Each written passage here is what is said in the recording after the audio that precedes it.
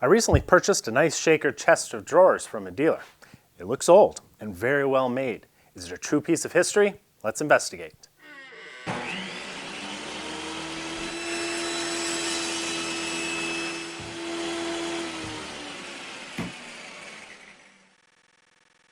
I absolutely love shaker furniture. I'd like to meet one of the shaker craftsmen and shake his hand. But I wouldn't shake it long because his hands would probably be rough and leathery from all that fine hand tool work. Because the shakers believed in making things to last, and they believed in form over function. While everyone else was embellishing their furniture with lots of moldings and curves and carvings, the shakers preferred simple forms and clean lines. Why? Because the Lord loves a working man, and a working man ain't got no time for fluffery. Instead, they developed their own style, and it became quite popular, even among the sinners of the outside world. Some of the shaker communities sold their work for profit. Other pieces made their way into private homes when those shaker communities ceased to exist. So there are quite a lot of shaker-made furniture pieces outside of museums today. Is my chest of drawers the real deal? Well, it's certainly in the shaker style. There's no excessive ornamentation at all. It's built from solid wood, which is important because the shakers did not use veneers. That would have been deceitful. The legs of this piece have a turned profile. The shakers tapered the legs on much of their furniture, but they did occasionally turn profiles much like these, maybe to shake things up. The drawer pulls are definitely shaker-esque. You would never see brass pulls on shaker furniture, only wood. The primary material of this piece appears to be cherry, which is one of the few hardwoods that the shakers consistently used in their furniture making. They did have this nasty habit of painting their furniture, but not always. A number of natural pieces like this one do exist. Well, let's have a look at how well it's made, because the shakers didn't mess around when it came to craftsmanship. And the best way to judge the skill of a craftsman is to look in his drawers. Here we see a lot of signs that this maker really knew what he was doing. We can tell that it was very well made and that everything was hand done. Look at the dovetails, for example. The pins are very narrow. You can't cut pins that narrow with a machine. On some of the drawers, you can even see the line from the maker's marking gauge, another telltale sign of hand tool work. And the width of the tails are not perfectly consistent with each other. A lot of hand tool woodworkers today fuss over perfect spacing when it comes to laying out their joints. That just wasn't the case in the old days. These folks worked by eye, and this guy was very skilled. We do see some gaps here and there, but always at the bottom of the pin or the end of the tail. That tells us that the gaps weren't created by sloppy work, but rather by wood movement. Over the years, the drawer front has cupped a little bit, pulling away from the drawer side. The pins were forced to compress as the natural force wedged them forward. Some slight gaps then were formed behind the pin and in front of the tail, but the joints didn't fail. I suspect that these dovetails were nearly flawless when they were first cut. The drawer backs are also dovetailed. Many furniture makers would use a simple nailed rabbet joint here, but this craftsman took the time to cut proper dovetails. He did get a little sloppier here on the backs, but that's very common because once you installed the drawers, the backs were never going to be seen again. In fact, an inspection of some of the finest period furniture will reveal all sorts of shortcuts in hidden places. Drawer bottoms are a great example. Sometimes they look like the material came straight off the log. You can see saw marks on this one. He did clean them up quite a bit when he flattened the rough sawn stock with a hand plane, but he wasn't concerned with visible saw marks because a drawer bottom was perhaps even less likely to be seen than a drawer back once it was installed. The interior side of the bottom panel was another matter though. This would be seen, so he took the time to smooth those out. Each of the drawer panels were cut from a single board, which would have had to come from a very large tree. You could see how he beveled the edges kind of unevenly with a hand plane so that they would fit into the grooves that he had plowed into the drawer front and sides. That allows the panel to float without glue or nails holding it in place.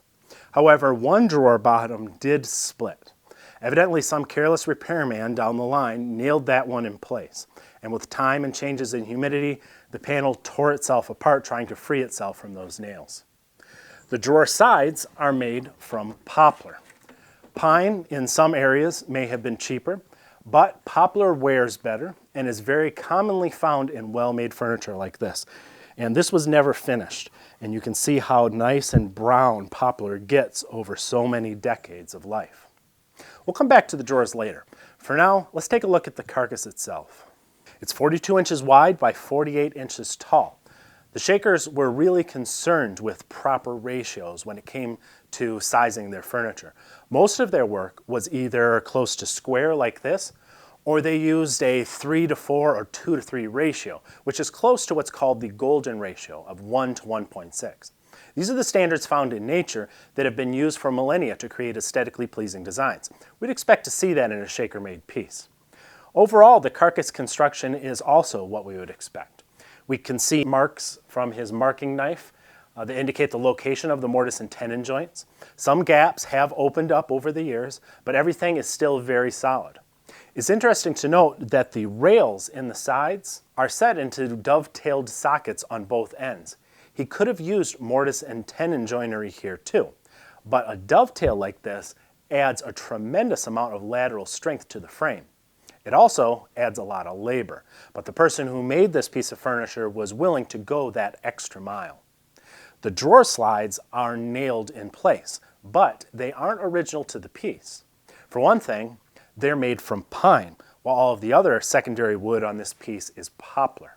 We can see from the mill marks that they were ripped with a circular saw, while all the other saw marks found on this piece are straight. And if they were original, they would have the same wear pattern as the rest of the piece. Instead, the pine sides show very little wear compared to the much harder cherry. So the slides clearly aren't as old as the rest of the piece. Interestingly, we do see some very old cut nails used to attach these slides, but we also see some modern finishing nails. I think the person who restored this piece reused some of the original nails when he replaced the runners.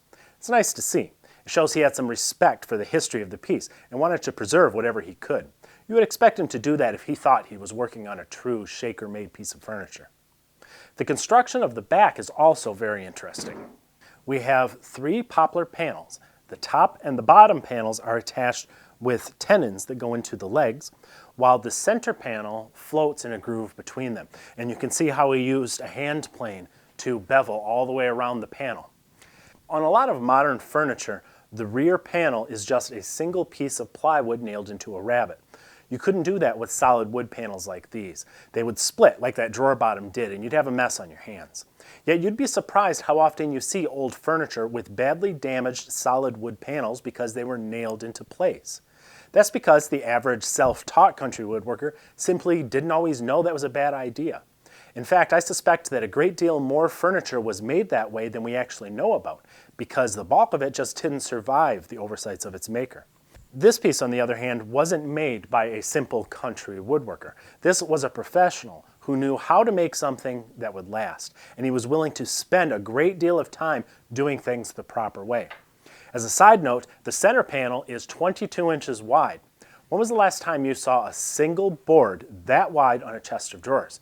You just don't find that in modern furniture. The case sides are made the same way. We see a fixed rail on the top and the bottom and a floating panel in between them. The top and the bottom panels are cherry, but the center panel is made from poplar on both sides. Why would he use a secondary wood in a place that was going to be seen on the outside? You can see he went to the trouble to stain the outer surfaces so that they would look like cherry, so why not use real cherry? Was the maker cutting corners? Was he trying to save money? Perhaps. But I think there could also be another answer. A clue is found in the top construction. It is solid cherry, but it's not a single piece. It's been glued up from several narrow boards. Now that was likely done to reduce cupping, but you'll also notice that all of the pieces on the top are fairly narrow. The poplar side panels are 14 inches wide, much wider than any of the boards used to make the top. That's also 5 inches wider than the widest cherry board used anywhere on this piece of furniture, which happens to be on a drawer front.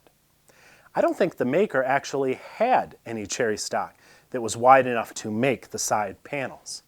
He could have glued up 2 or more narrow boards to make a wider panel, but unless he had book match stock, the grain patterns wouldn't have matched and it would have stuck out like a sore thumb. So I think he decided to use poplar and stain it to look like cherry. At least that's my theory. Would a true shaker craftsman have done something like that though? There actually are several examples of shaker furniture made from more than one species of wood and covered with paint to create a unified look, including mixing poplar and cherry, like on this piece. But since the shakers thought it was deceitful to conceal an inferior wood under a veneer, would they have attempted to stain an inferior wood to make it look like something else?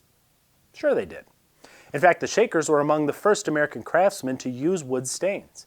We have records from as far back as the 1830s describing the process that they used, even their colors. And one of the colors they used most often was a brownish red, very much like what was used originally on these side panels. So while I would prefer for the side panels to be made out of solid cherry, I don't think it's a deal breaker when it comes to identifying this as a true shaker piece. Let's take a little closer look at the top. Like I said, it's constructed from narrow cherry that has been glued together to create a larger panel. Why would he glue up panels here when he wouldn't on the sides? We know from the back that he had access to very wide poplar boards. Why not just use one of those on the top and stain it so that it looked like cherry? Well, I believe there's at least two compelling reasons. First, as I mentioned, a glued up panel is more stable than a solid one. You can see how he flipped every other board to alternate the growth rings. Boards usually cup inward toward the pith of the tree. When you alternate the rings like this, you ensure that the boards won't all cup in the same direction, creating one big messy top. The other reason for using cherry is because it's a harder material compared to poplar. This top is 48 inches above the floor. It's the perfect height for placing all sorts of things on. You would want a durable material that would resist dents and scratches up here. So I think we can safely say that this is a very well-made piece of furniture. The craftsman knew what he was doing and he didn't cut any corners.